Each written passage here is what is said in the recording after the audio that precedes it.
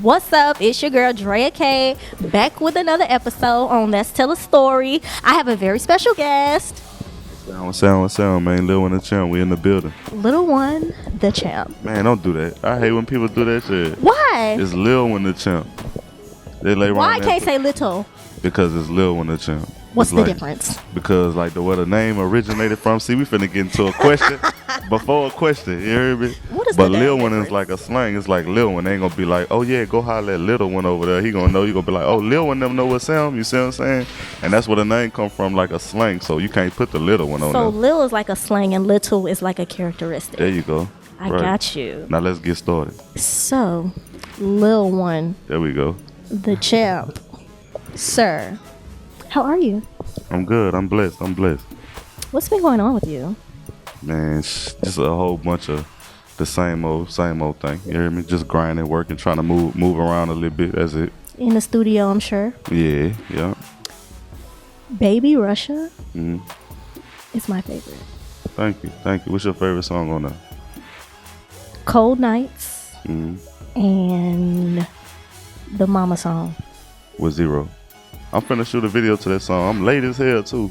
I don't know You why are. I'm just not starting to shoot the video, but I'm finna shoot it though. I really 'Cause I'm like finna that drop album. something else, so I'm gonna just shoot a few videos before I, you know what I'm saying? Come with the I new. like that album because, excuse me, because I was in a relationship with somebody. Mhm. You know who I'm talking about. Right. And we listened to that album probably a good 3-4 weeks. Man, that's Every time we got in the car, I appreciate like that. I would vlog and the song would be playing in the car. Uh-huh. And I really like connected to it because I feel like it was just very authentic. Right. And it was just very like you. Like I felt like this was your product, this was your music, this was your creativity. You know what I'm saying? And Yeah, it's like it a lot of definitely people, they don't really give me that impression. Right. So like, what was the writing process of that whole project? That was the first project that I didn't write. Actually, You freestyle? I wouldn't say freestyle. Like basically, like all of my other projects, like the Loyalty and the Quita May and all that, I was like real technical about. I wanted to establish myself as like a nigga that can rap. So I was like writing this shit down and being wordy as shit, trying to make sure I out rap everything on every song. You know what I'm saying? Yeah. So with Baby Russia, it was like I had got to the point where I'm like, you know, all right, I didn't establish the fact that, you know, this nigga got bars or he could rap, but I want to make something where it's just like more of a vibe. So that's what I did when I went in the studio. Instead of writing, I just vibed, and I would go in there and like record. Like I listen to the beat. If it don't start writing itself, like in the first couple minutes, I skip it. And like on other times when the songs did write themselves, like I could come up with the hook or something, and then I just go in the booth, do a couple bars, stop, wind it back, do another couple bars, stop, wind it back. Sometimes I'll stop and write like 8 bars in my phone, do that, and then after I record them, finish it off. Sometimes songs will have one verse for weeks at a time, and I'll come back and I didn't write the first one, but I wrote the second one. So I just was basically just, you know, that's why I feel the way I do, because I was just vibing out. So you a perfectionist, Right. and you can tell. Thank you. Like- I want you to be able to tell. Like you can tell, cause like I mean, me being a songwriter and an artist, like I'm very particular about the type of beats and the type of, you know, words. Right, this damn mic, this bitch a workout on the cool, huh? Is it? That bitch gonna have a nigga swole. Go ahead though, my That's bad. I'm fine. listening. We gotta adjust it a little I bit. feel like I'm on Rap City in the basement or something with this bitch. We are in a basement. Don't it look like it? All right, so what you're saying, I made you forget. So very particular, and it shows in your music. So like, what is your vibe? Like you say you had to vibe out when you get in the studio. What is your vibe to come up with them type of songs? It's just like well, basically when I say like I always like know what I'm gonna call the album and know how I want it to feel prior to working. It's like I have a criteria. You know what I'm saying? And so like I wanted this to be kind of like vibey as far in regards to like it'll reference well with what's going on in the world and in the industry, but at the same time it still got to be Lil One The Champish. So it's like, you know, my subject is matter is like kind of melancholy and kind of, you know what I'm saying, by it being called Baby Russia, I wanted to talk about, you know, a lot of the stuff that was going on in the city. So I had a vision as far as how I wanted it to sound sonically as a whole, But just each individual song, when I go and like vibe out, is like I'm looking for a certain vibe, and I go through beats, and then when beats cater to that vibe, that's when I'm like, this the one, and then the words kind of just come naturally. So when you talk about certain things that's going on in Baton Rouge, and I know you wrote or this project came out 2 years ago, Right. do you feel like it's kind of the same type of issues that's going on now than it was back then? It's the same issues, but like it's just worse. It's the same issues, but it's minus a few of the issues like the natural disasters and shit that we had with the flood and the out in Sterling and all that shit was going on at the time. But like we gotta, minus those things, the tempo of the city is still the same. It's just worse. It's way worse. You know what I'm saying? So yeah, it's just. So how do you keep yourself sane, like in a world that we living in right now, especially in Baton Rouge the way it is? Like, how do you keep yourself mentally sane? Like, what motivates you to be positive? Shit, you'll never stay sane in the world. I got my sanity is rooted in something that's far beyond the world. You know what I'm saying? So I got a spiritual relationship with God. So I wake up every day, I be praying. You hear me? And cause I feel like if I got my strength from something that everything I ever seen here failed me. You know what I'm saying? Everything I ever seen with my eyes failed me before. Everything. Luxury cars, people, I done had diamonds pop out of chains and some more shit. Yeah. All that shit'll fail you, but so I be rooted in the word, you know what I'm saying? And shit, I had times where I don't wanna be positive, why I wanna just say, fuck it, but I feel like, when I do it for a purpose. Everything I do be for a purpose.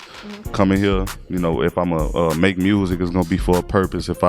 Everything I do is gonna be for a purpose. So when I understand that my work is not yet done, I gotta keep pressing on, keep fighting. You know what I'm saying? So shit, it's just like when you're in a fist fight, you can't get angry.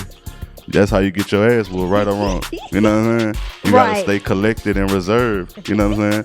So shit, I ain't gonna let the devil whoop my ass either. You feel me? So do you get discouraged when it comes to your personal life and your music life? Do you sometimes feel yourself getting a little discouraged? Well, it depends, everybody get discouraged, but I don't get discouraged to the point where it's like, stop. Yeah, I don't never feel like that. I feel like, damn, I thought that was gonna work out better, or I thought this was gonna work out quicker, but every time we still covering ground. So I just be appreciative of whatever success I achieve on each time I drop, whatever the small amount of fans I make accumulate over time. I'm just comfortable with that, and I allow that to motivate me versus letting the lack thereof discourage me. You feel me? Yeah. Okay. So you basically keep going, and sometimes a lot of people, when they do get discouraged and when they do say, oh well, that song didn't do what I wanted it to do, or I don't have as many views on this video as I thought it would be, some people do get discouraged. Like, what would you say to people that are kind of in a place where they giving up? I say it's like this, like a lot of times, especially when you're an artist, because we so personal about the craft and we be so attached to the records. You know what I'm saying? Be like, oh, this bitch a hit. This the one. You know what I'm saying? And then that's how we set ourselves up for failure. You know what? That boy Reddy, before he passed, he told me something, right? And it was rarely, because me and Reddy, we bump heads a lot because we both got strong characters. You feel me? It was rare that the bitch told me some shit that I was just like, damn, I could learn from that. You feel what I'm saying? But he told me, he was like, man, stop getting so attached to them records. Stop getting so attached to them songs. Put this shit out there. But what I say to an artist that's allowing that to discourage them, sometimes when we put a song out there, a video out there, and it don't do what we projected it to do or something like that, it don't be in the talent. But that's how artists gonna receive it. They like, damn, I need to find better beats. I need a better engineer. I need a more catchier hook. I need better shot videos. But it ain't in that. It's really in the marketing. You know what I'm saying? So I would tell artists who not getting the success that they looking for to detach from the craftiness side of the shit and really put some time into learning marketing, because once you know marketing, it's gonna work every time.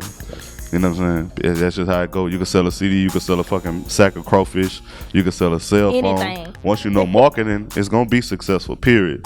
So just don't get discouraged by shit not doing what it's supposed to. Shit, learn how to sell stuff, cause niggas be so cold at making music, but they don't know shit about selling nothing.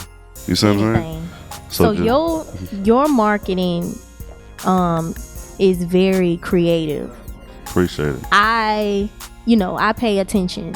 So the way your visuals are and the way that you put yourself out there like that, like where does that creativity, where does that knowledge come from? It's just time. Shit. I've been doing this a long time, to be honest, like, you know what I'm saying? Like a long time. And just like you say, it have been several times I put out stuff, you know what I'm saying? I got albums around here that niggas is telling me every day, man, that bitch a classic and whoop the whoop, you know, and it's like, man, you know, that shit get old after a while. It's like, man, that bitch ain't doing classic numbers, you know what I'm saying? Even though they stream and I'm appreciative for the streams I get, but you know what I mean? So it's like I didn't took time to try to learn these other things, and I just been back to the drawing board far more times than niggas even ever tried. I done been back to the drawing board more times than niggas even shot they shot. You feel me? So you have a vision. You have a vision for yourself. You know where you want to go. Right, but I hadn't always known that, you know? But now I feel like you kind of are in a good direction. Right. I saw you have an interview, was it, with Bebe? Yeah. And right. Shout out to Bebe. That's my dog. First of all, that's my dog. That rap did something to my soul. Thank you. Appreciate that. I appreciate that. How did that happen? How did that whole interview come about? Well, like, Bebe, like, to be honest, we've been crossing paths for a long time. Matter of fact, already, again, when he was living with his label mates at Dead Game for a short he had a song called Trap Bitch or something like that. Something about a girl, a trap girl or something. But we went and shot a video in Shreveport, and Bebe was there, and then that's when I met him. But he had already been familiar with my music, you know what I'm saying? So over the years, we just kept a line of communication, and you know, all the time he like, man, you bullshitting, when we gonna work? I'm like, damn, we ain't go. That's a whole nother. Don't do that. I saw. Look over there, off camera. Look at that face over there. Wait, let me. So look. Oh, so really? like I'm like, you know. So one time, you know, I just went linked up with him, and I felt like I had a record when I went linked up with him, because a lot of times, you know, it just be having to make sense, you know what I'm saying? It's like I can go and talk to this man all day about how good I rap, you know what I'm saying? Yeah. But if I don't have a record, you know, then it's like I can't even tap into the resources that I'm seeking from, you know, so it's like shit, I waited. It was just perfect timing. I had a record, it was gaining a little traction, and I went to him with it, and shit, he believed in the record, and we've been working ever since. Tell me about that record, Girlfriend. It's Girlfriend. Tell me about who produced it, how did that come about? I really jacked the nigga out that beat. I'm sorry, you heard me. Give it to me now. I'm gonna tell you how it happened. We was at a session. I ain't gonna say my little people name. You heard me? But he had called me to do a feature, right? And niggas ain't gonna call me to do a feature after I tell this story. So I was doing a feature, and he was like, the EP was in there, right? That's who produced the record, by the way. Shout out to EP. That nigga crazy. He crazy, man. That nigga talented. So they was playing beats for my people. And as soon as the Girlfriend beat came on, I'm listening to it, and I'm like, man, that shit is crazy. I'm looking around, everybody's face squinched up, and they just doing all that, but ain't nobody saying nothing. I jumped up, I was like, hey, no, say EP. No, put that in my folder. That's my beat. You heard me? I was like, you played that for me already. I'm like, I'm gonna go and get that, right? And he put it in the folder, right? And everybody was like, oh, damn, I ain't know that was your beat. Niggas was ready. Niggas was writing in their head and everything. So I stole the beat, right? I deboed the beat. Damn, I feel bad about that, but I fake don't feel bad. He said I fake don't. So, long story short, I was scared of the beat for a little while, because I felt like, man, whatever I say on this beat, it's going to be, it was one of them beats that I felt like it was a hit before I even said something on it, you know what I'm saying? Just the concept of it, for Southern University to be playing on it and all of that. So, like, I had the beat for a while, and then one day, like I say, the vibes, like I had a target market that I wanted to tap into for this session, and I went in there and I was playing the beats, and when the beat came on, it was like, for the first time, I was like, I'm ready to fuck with this. I'm feeling like this today, you see what I'm saying?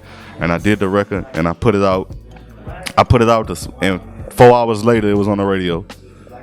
I put it out. Damn. 4 hours later, that bitch was on the radio. I ain't talked to nobody at the radio. I don't even know who sent it. Nothing.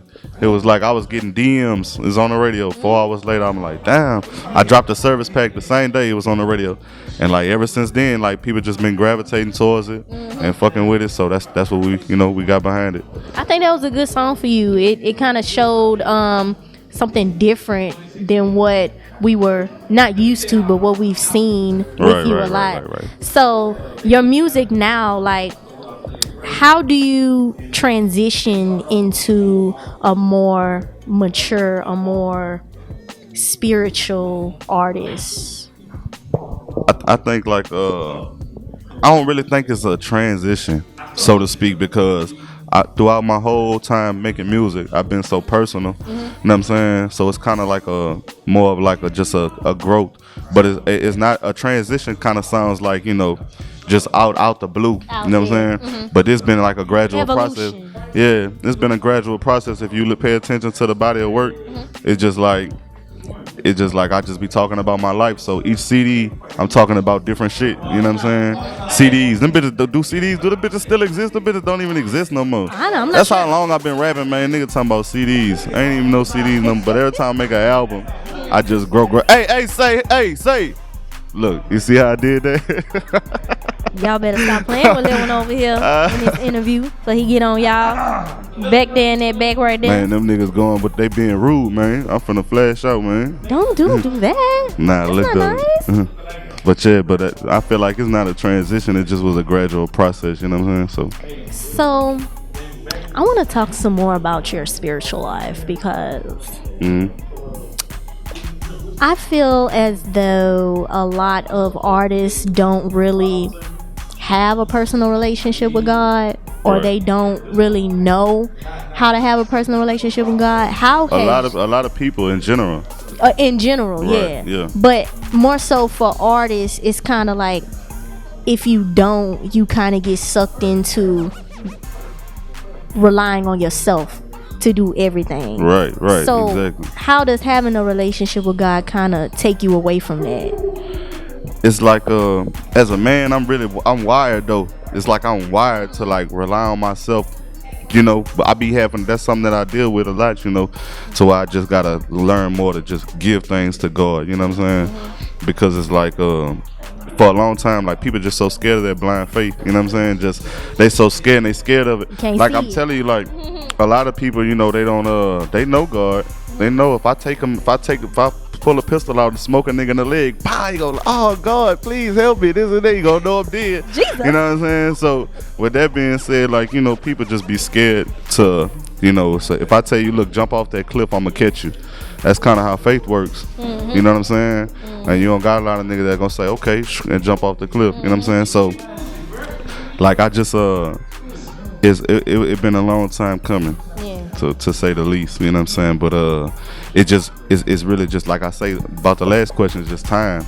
So many times when I said, okay, boom, and I did things by the book, the real book, you know what I'm saying? It worked out and never came back void. His word never came back void in my life. You know what I'm saying? Like I told you earlier, like everything else has. You know what I'm saying? But that's the one thing that hadn't came back void. So that's why I'm so rooted in it. You know what I'm saying? So it's just like I grew up like that. My grandmother raised me like that.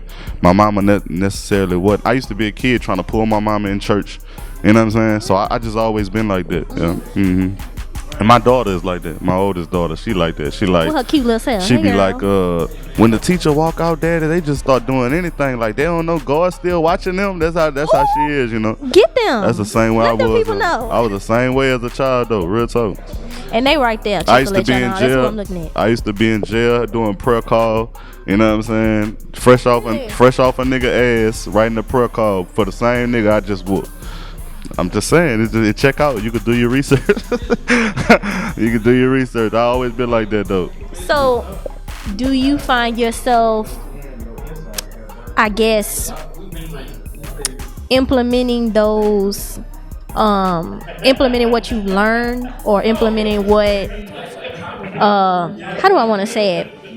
Or do you allow God into what you're doing in everything that you're doing? Yeah, I definitely try to. I definitely try. I pray before I make any decision.